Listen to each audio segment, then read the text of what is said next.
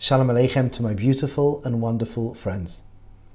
As we move forward and as we share, my wanting is that we could live in our normative day living with more redemptive reflections on our mind, recognizing that we're really coming up to something incredibly big, something that we've been waiting for thousands of years.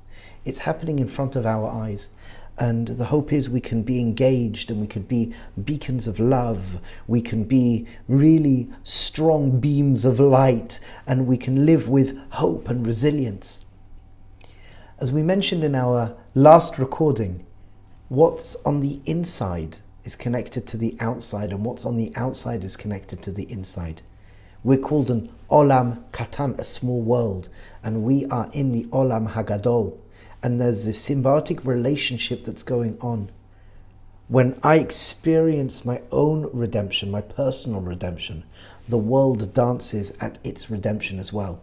And the wanting is that as each of us heal, as we're growing, as we're developing, as we're maturing, hopefully there'll be a critical mass that's going to make a massive shift for all of humanity for the better, for the good, making this world shine like a star, Be'ezras Hashem, with the help of God.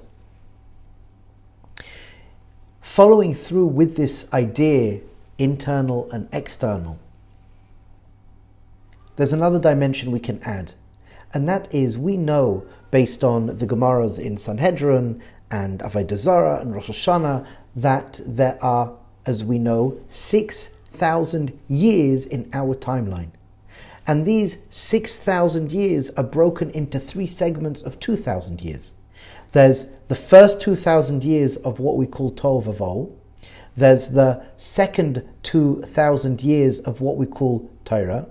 And the third 2,000 years of what we call Yemais HaMoshiach.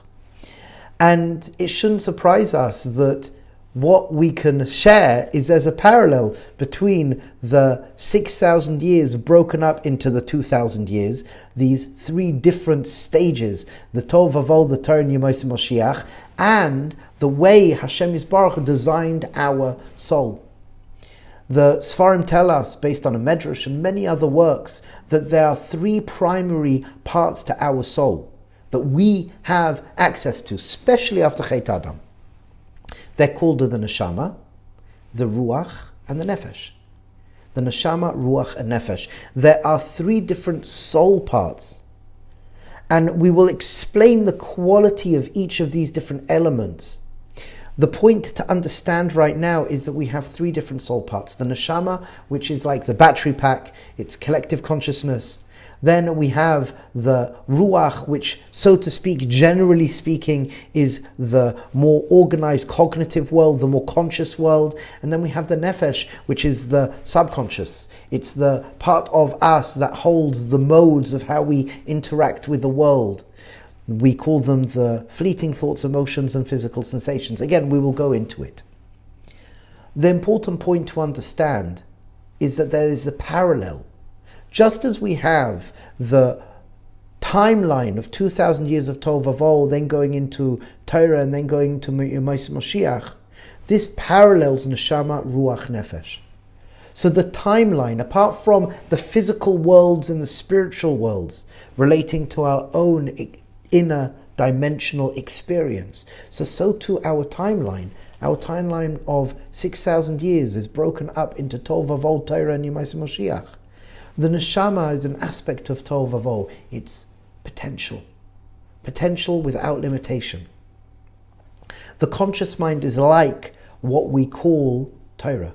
It's organized. There's a cognitive side. There's a seichel. There's a conscious thinking side. That's what Torah wants for us and from us, to live consciously. And then we have the world of Yemais Mashiach, which is what we call Tikkun Hamidais. There's a saying, which again will become more apparent as we go forward.